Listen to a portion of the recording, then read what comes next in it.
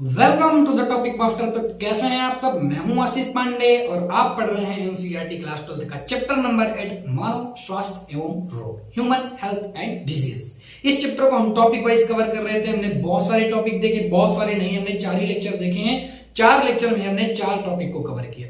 आज हमें 5वें टॉपिक को कवर करना है, टीकाकरण और प्रतिरक्षीकरण को, और केवल टीकाकरण को आज हमें देखना है, क्योंकि टीकाकरण वाला जो हमारा पार्ट है बहुत ही इंपॉर्टेंट है। क्वेश्चन पूछे जाते हैं, बहुत ही इंटरेस्टिंग है।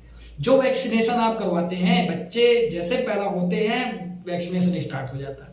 इसी वैक्सीनेशन की हम चर्चा करेंगे। बहुत ही इंपॉर्टेंट आज का लेक्चर होने वाला है। और हाँ, एक चीज फिर से बताता हूं, हर एक लेक्चर स्टार्ट होने से पहले मैं एक चीज क्लियर कर देता हूं, बच्चा आप नीट की तैयारी करें या आप 12th में हो, या तो 12th के बाद आप CUET यानी आप अच्छे कॉलेज में जाने के लिए CUET देना चाह रहे हो, ये तीनों एग्जाम को ध्यान में रखते हुए मैं वीडियो को बनाता हूं और एक टॉपिक को डिजाइन करता हूं। कहीं पर किसी भी बच्चे को कोई भी प्रॉब्लम नहीं होगी इन तीनों एग्जाम से रिलेटेड। आपके बोर्ड में बहुत अच्छे मार्क्स आएंगे, वेल डेवलप नोट्स मिलती है, एनसीईआरटी की हर एक लाइन कवर करवाई जाती है और कंप्लीट चैप्टर हम टॉपिक वाइज कवर करते हैं। ये हमारी स्पेसिफिक हम कह सकते हैं हमारी खासियत है। ठीक है, चलो स्टार्ट करते हैं। टीकाकरण को बहुत ही इंपॉर्टेंट और ये बहुत ही भयानक सी पिक आपको दिख रही होगी, इसी के साथ हम स्टार्टिंग करेंगे।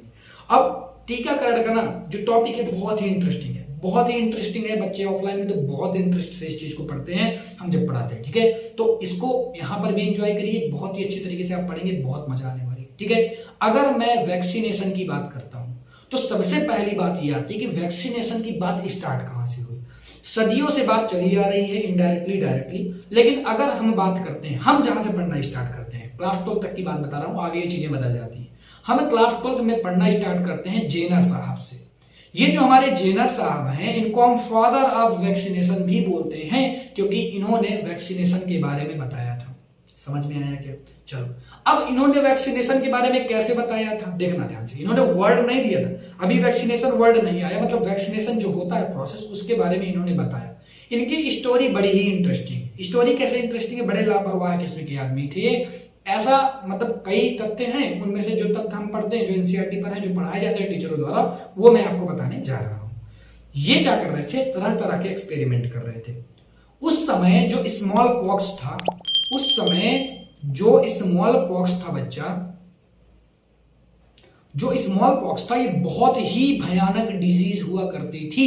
ये जो सामने आपको छोटी सी बेचारी सी बच्ची दिख रही है, इसको कौन सी बीमारी है? इसको स्मॉल पॉक्स की बीमारी है मेरे भाई। बहुत ही खराब ये बीमारी थी स्मॉल पॉक्स। अगर ये किसी को हो जाए तो पहले तो व्यक्ति जो था वो बचता नहीं था। सपोज दैट अगर बच गया इस बच्चे की तरह, तो हालत देख रहे हो तुम, इसकी हालत देख रहे हो कैसे हो गई है। ये जो फफूंदे दिख रहे हैं आपको, ये जो फोड़े टाइप के दिख रहे हैं, फफूंदी पड़ी हुई है, ये हमेशा के लिए होती है बच्चे। ये दाग इतना भयानक छोड़ के जाती है बॉडी में कि आजीवन काल तक आप ऐसे ही रहेंगे, जैसा सामने देखने पर भी डर लगता है। तो सोचो कितनी खराब बीमारी रही होगी। उस समय ये चरम पर थी और कोई वैक्सीनेशन इसका नहीं था। तो हमारे जेनर साहब आते हैं। जेनर साहब ने देखा, इन्होंने मतलब देखा, ऑब्जर्व किया, जहां ये रहते थे वहां पर कुछ मवेशी रहते थे। मवेशी का मतलब सर क्या होता है? मवेशी का मतलब होता है जो गाय को पालते हैं, मतलब हम लिख सकते हैं गाय पालने वाले, गाय पालने वाले। ठीक है, कुछ क्या रहते थे? गाय पालने वाले रहते थे। और गायों को क्या होती है, अगर मैं बात करता हूं काऊ की, तो काऊ को उस समय एक डिजीज हुआ करती थी। ध्यान से समझना, काऊ को उस समय डिजीज हुआ करती थी, उसको हम क्या बोलते थे? काऊ पॉक्स बोलते हैं। क्या बोलते हैं बच्चा? काऊ पॉक्स बोलते हैं। तो काऊ पॉक्स किनको होती थी? गायों को भी होती थी। और ये गायों से कहां पर चली जाती थी? गायों से ये हम पर चली जाती थी। मतलब मैन में लिख रहा हूं, मैन मतलब समझ लेना आदमी पर चली जाती थी। मतलब ये औरत भी हो सकता है और ये पुरुष भी हो सकता है। अब ये मैन पर भी क्या होने लगी? काऊ पॉक्स होने लगी। ये गायों से आती थी और ये कुछ समय बाद अपने आप सही भी हो जाती थी, दाग वगैरह ज्यादा नहीं छोड़ती थी। थोड़े दाग भरे छोड़ दे, लेकिन ये ज्यादा दाग नहीं छोड़ती थी जैसे ये स्मॉल पॉक्स को मतलब छोड़ रहा है। ये बहुत भयानक था। तो इन्होंने दिमाग लगाया कि यार ये जो मवेशी हैं, इनको काऊ पॉक्स हो रहा है और ठीक भी हो जा रहा है, और इनको फिर कभी भी स्मॉल पॉक्स नहीं हो रहा है, इनको फिर कभी भी स्मॉल पॉक्स नहीं हो रहा है। बात समझ रहे हो मेरी? स्मॉल पॉक्स बहुत भयानक बीमारी थी, लेकिन ये किनको नहीं हो रही थी। जब ये महामारी फैल रही थी, तब ये जो गाय पालने वाले लोग थे, उनको ये नहीं हो रही थी। क्योंकि उनको ऑलरेडी से काउपॉक्स था और जिनका काउपॉक्स सही हो जाए उनको भी ये बीमारी नहीं हो रही थी। समझ रहे हो मेरी बात को? तो इन्होंने दिमाग लगाया, इनका एक नौकर था, इनका एक क्या था, इनका एक नौकर था। ये मैंने क्या बना दिया, नौकर को बना दिया। ये मैंने क्या बना दिया, इनका एक नौकर था, नौकर का एक क्या था, नौकर का एक बच्चा था। नौकर का एक क्या था, बच्चा। तुम भी बच्चे, ये भी बच्चा, ये छोटा सा मैंने क्या बना दिया, बेबी बना दिया, इनका बच्चा था। अब ध्यान से मेरी बात समझना, नौकर कुछ दिन के लिए कहां चला गया, नौकर कुछ दिन के लिए घर चला गया था अपने बच्चे को छोड़कर, अपने बच्चे को छोड़कर घर चला गया। कभी भी साइंटिस्टों के पास अपने बच्चों को मत खोज, मतलब छोड़ना, नहीं तो वो ऐसा कर सकते हैं। आज के बाद कभी भी कोई भी साइंटिस्ट के पास अपने बच्चों को नहीं छोड़ेगा। देखना इन्होंने क्या किया, ये गए स्मॉल पॉक्स को काउपॉक्स को लेने, वहां के लोगों के पास ये गए, काउपॉक्स के सैंपल लिए और सैंपल लेकर इस साधारण से बच्चे में, बेचारे से छोटे से बच्चे में इन्होंने क्या कर दिया, इन्होंने एंट्री करा दिया काउपॉक्स को। इन्होंने क्या किया भैया, इसके अंदर काउपॉक्स को एंट्री करा दिया और ये बच्चे को आया बुखार। अब ये बच्चे को आया बुखार, कुछ दिन में ये बच्चा सही होने लगा और ये बच्चा क्या हो गया, फिर सही हो गया। अभी तक इनको चैन नहीं मिला था, इन्होंने क्या किया, इस बच्चे के अंदर और एक चीज एंट्री करा दी, क्या, स्मॉल पॉक्स। क्या एंट्री कराया, स्मॉल पॉक्स। सब कैसे एंट्री कराया होगा, ये जो आपको धब्बे दिख रहे हैं, जो ये फोड़ा टाइप का बना होता है, हम कह सकते हैं कि ये जो कह सकते हैं हम, ये जो दाग छोड़ रहा है, इससे इन्होंने पस को निकाला उसके अंदर की, और उसके अंदर की पस को निकालकर इस बच्चे के अंदर डाल दिया। मुंह के जरिए नहीं, नाक के जरिए डाल सकते हैं, या तो तुम कह सकते हो कहीं कट लगाकर डाल सकते हो, उस समय यही सुविधाएं थी, या नाक से डायरेक्ट डाल देना, ठीक है। तो इन्होंने क्या किया, स्मॉल पॉक्स को इसके अंदर किसी तरीके से करा दिया एंट्री। पहले तो इन्होंने काउपॉक्स को कराया, फिर इन्होंने स्मॉल पॉक्स को कराया। तो अब रात को बच्चे की हुई तबीयत खराब, बहुत ज्यादा खराब हुई, लेकिन इन्होंने देखा कि 24-25 घंटे में बच्चा एकदम सही और उसको स्मॉल पॉक्स भी नहीं हुआ। तो यहां से इनको भैया एक चीज तो समझ में आ गई कि स्मॉल पॉक्स से कैसे बचा जाए। क्या समझ में आई इनको, स्मॉल पॉक्स से कैसे बचा जाए, ये चीज इनको समझ में आ गई, ठीक है, कैसे बचा जाए, ये चीज इनको अच्छी तरीके से समझ में आ गई। लेकिन इन्होंने अपना एक्सपेरिमेंट जिस बच्चे के ऊपर किया था, हो सकता था कि उसकी जान भी जा सकती थी। ऐसा एक्सपेरिमेंट नहीं करना चाहिए। जो साइंटिस्ट होते हैं वो पागल होते हैं। ये चीज सिद्ध कर दी इन्होंने पूरी तरीके से, ठीक है। पूरी थ्योरी समझ में आई कि नहीं आई, कि कहां से भाई इसकी वैक्सीनेशन की धारणा आई। अब जिसको स्मॉल पॉक्स से बचना है, उसके अंदर क्या कराया जाता था, काउ पॉक्स को डाल दिया जाता था, फिर वो ठीक हो जाता था और उसको कभी स्मॉल पॉक्स नहीं होता था। ये तो हमारी थ्योरी थी टीकाकरण की, ऐसे होता था, लेकिन वर्ड अभी टीकाकरण नहीं आया। फिर हमारे एक साइंटिस्ट आते हैं, लुईस पास्चर। जो बच्चे जानते होंगे लुईस पास्चर को, इसका नाम हमने इवोल्यूशन चैप्टर में पढ़ा था, पिछले चैप्टर इवोल्यूशन में, यानी विकास वाले चैप्टर में हमने इनका नाम लिया था। जो भी बच्चे अच्छे से पढ़े हों वो बताएं मुझे कि विकास में हमने इनका नाम कहां पर लिया था। ये तो 12th की बायोलॉजी में लुईस पास्चर कहां आते हैं, जो बच्चे जानते हैं कमेंट करें, नहीं जानते तो चीजों को समझे। लुईस पास्चर ने क्या किया, इन्होंने भी बड़ा दिमाग लगाया। लुईस पास्चर ने अक्रिय करने की क्षमता प्राप्त की, जो रोगजनक होते हैं उनको अक्रिय करने की क्षमता प्राप्त की। सर क्या कहना चाहते हैं, समझ में नहीं आया सर, कोई दिक्कत नहीं, मैं समझाता हूं ना तुमको। देखो क्या किया इन्होंने, मेरी बात ध्यान से समझना। पहले हम इनकी स्टोरी जान लेते हैं, आपको ऑटोमेटिक समझ में आ जाएगा। ये जहां पर रहते थे, इनके आसपास क्या रहती थी भैया, अब इनके आसपास मुर्गी रहती थी। इनके पास कोई बच्चा नहीं था तो इनके पास क्या है, इनके पास मुर्गियां थी, बहुत सारी मुर्गियां थी, सबको इन्होंने मार डाला, ठीक है। इनके पास क्या थी, मुर्गी थी, बहुत सारी मुर्गियां हम कह देंगे भाई, बहुत सारी मुर्गियां थी इनके पास, मुर्गियां थी। अब मुर्गी भाई मुझसे नहीं बनती तो मैंने डायरेक्ट मुर्गी लिख दी, ठीक है। इनके पास बहुत सारी मुर्गी थी। उस समय कई रोग चल रहे थे, तो इन्होंने क्या किया, मतलब जानने के लिए, उस रोग से बचने के लिए इन्होंने एक बैक्टीरिया को लिया और इसके अंदर उस बैक्टीरिया को डाल दिया। एक बैक्टीरिया को लिए अपना प्रयोग कर रहे थे और उस प्रयोग में एक बैक्टीरिया को इसके अंदर डाल दिया और ये बैक्टीरिया से देखना चाहते थे कि बैक्टीरिया क्या असर करेगी इनके लिए। और ये पहले से इस चीज को जानते थे कि बैक्टीरिया बहुत ही ज्यादा भयानक है। क्या भयानक है, हम कह सकते हैं खतरनाक है। ये आपके सिलेबस से रिलेटेड नहीं, केवल स्टोरी है, याद रखना है। बाकी जो सिलेबस से रिलेटेड है उसकी वेल डेवलप्ड नोट्स में आपको दे रहा हूं, ठीक है। चलो, तो इन्होंने क्या किया, भयानक से बैक्टीरिया को बेचारी सी मुर्गियों के अंदर डाल दिया। संतुष्टि इनको एक मुर्गी से नहीं हुई, इन्होंने 3-4 मुर्गियों के अंदर उसको डाला और सभी मुर्गियों की 1-2 घंटे में क्या हो गई, डेथ हो गई भाई।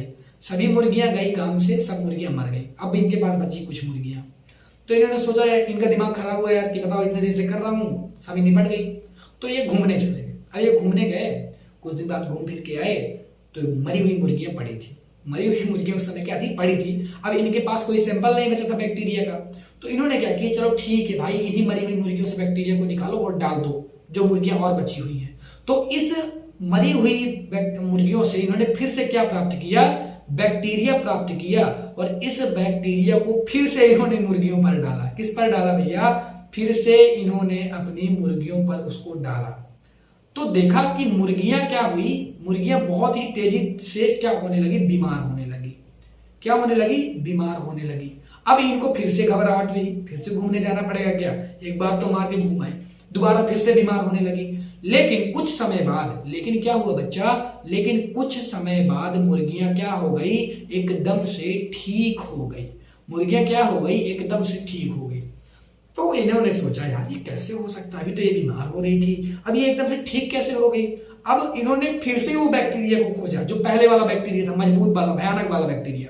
और इस भयानक वाले बैक्टीरिया को इन्होंने फिर से क्या किया, इसी मुर्गियों में। क्यों इसी मुर्गियों में, क्योंकि इनके पास ज्यादा मुर्गियां नहीं बची थी। तो इसी भयानक वाले जो बैक्टीरिया था, इसको फिर से इन्होंने क्या किया, इसी मुर्गी में डाल दिया।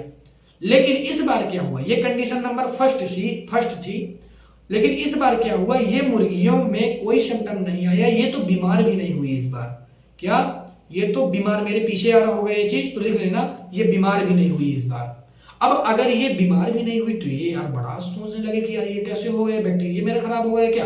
इन्होंने फिर कुछ दिन का इंतजार किया, नया बैक्टीरिया लाया, फिर डाला, फिर भी वो सही।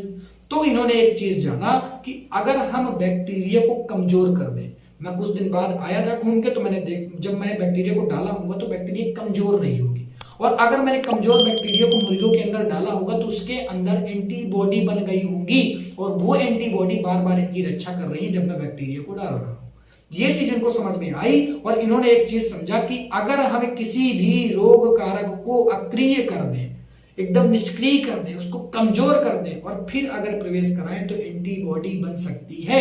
और इसी की धारणाओं से वैक्सीनेशन की धारणा आई।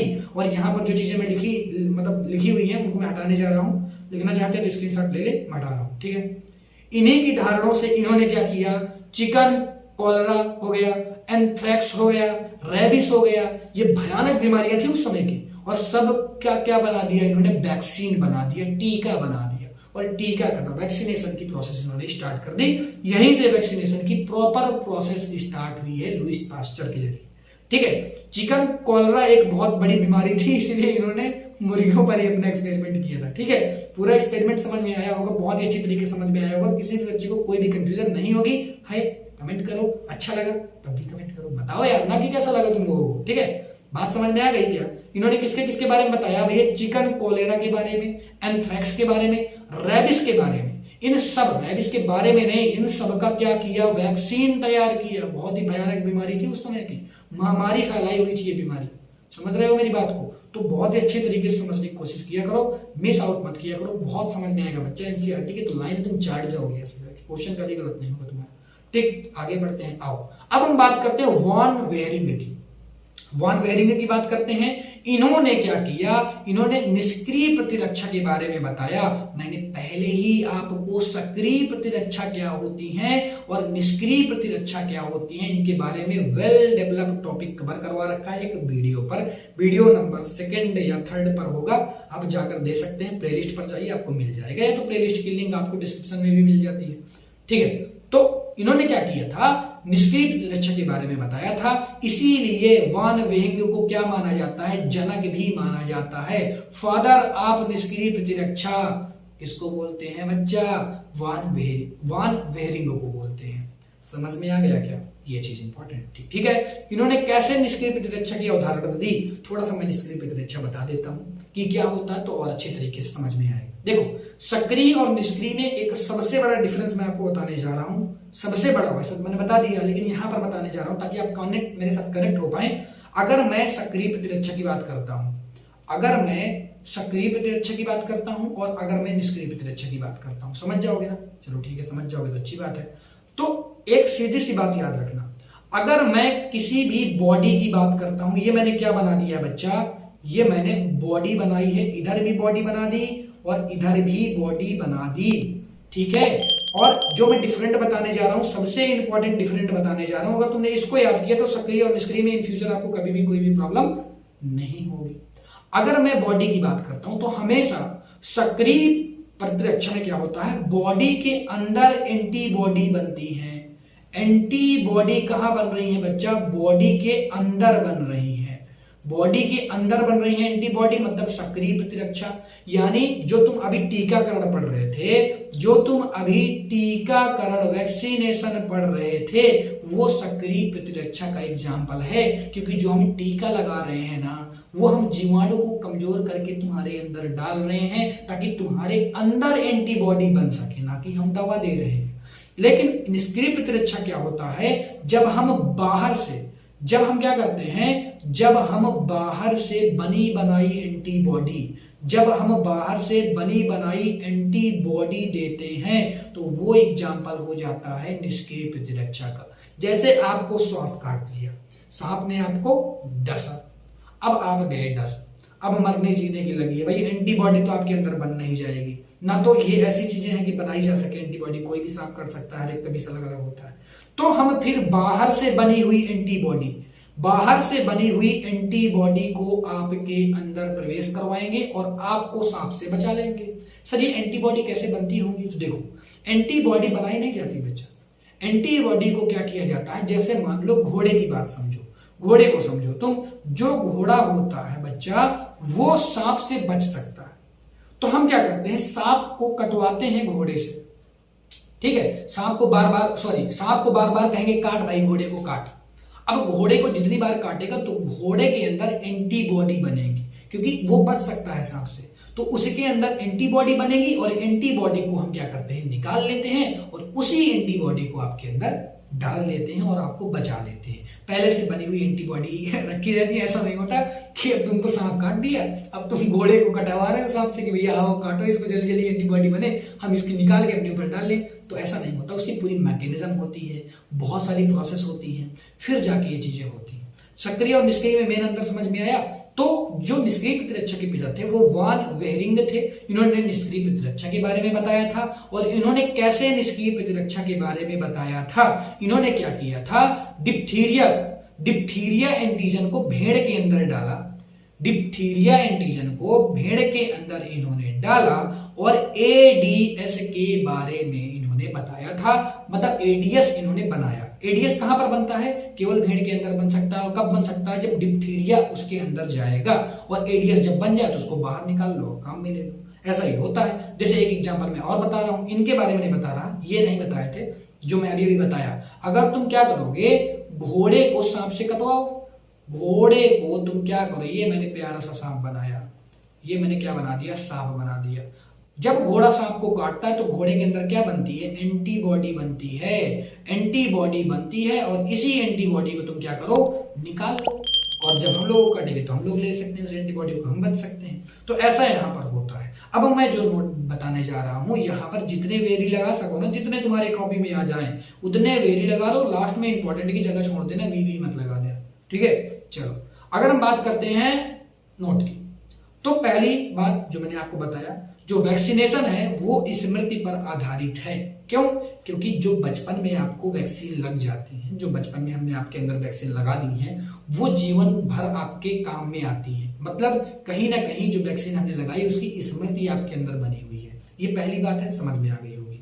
सेकंड नंबर, जो वैक्सीनेशन है वो सक्रिय प्रतिरक्षा का उदाहरण है। क्यों, क्योंकि जो वैक्सीनेशन होता है उसके जरिए हम क्या करते हैं, आपके बॉडी के अंदर क्या कर रहे हैं, एंटीबॉडी का निर्माण कर रहे हैं। एंटीबॉडी का निर्माण कहां हो रहा है बच्चा, एंटीबॉडी का निर्माण हो रहा है आपके बॉडी के अंदर। आपके बॉडी के अंदर क्या हो रहा है, एंटीबॉडी का निर्माण हो रहा है, यानी ये सक्रिय प्रतिरक्षा है। भाई हम क्या कर रहे हैं, वैक्सीनेशन में कमजोर बनाकर जीवाणु को तुम्हारे अंदर डाल रहे हैं, फिर तुम्हारी बॉडी एंटीबॉडी बना रही है, मतलब तुम्हारी बॉडी एंटीबॉडी बना रही है, ना कि हम ले रहे हैं। अगर हम देते तो निष्क्रिय प्रतिरक्षा का एग्जाम्पल रहता। ठीक है, समझ में आ गया। ये बहुत इंपॉर्टेंट पॉइंट है, यहाँ पर बच्चे बहुत ज्यादा गलत कर देते हैं। नीट में क्वेश्चन पूछे जाते हैं, बच्चे सक्रिय और निष्क्रिय का मतलब नहीं समझ में आता। ठीक है, अब एक पॉइंट मैं लास्ट वाला बताने जा रहा हूं, it is very important point, लेकिन हम इस पॉइंट की बहुत ज्यादा बात यहां पर नहीं करेंगे, थोड़ी सी बात करेंगे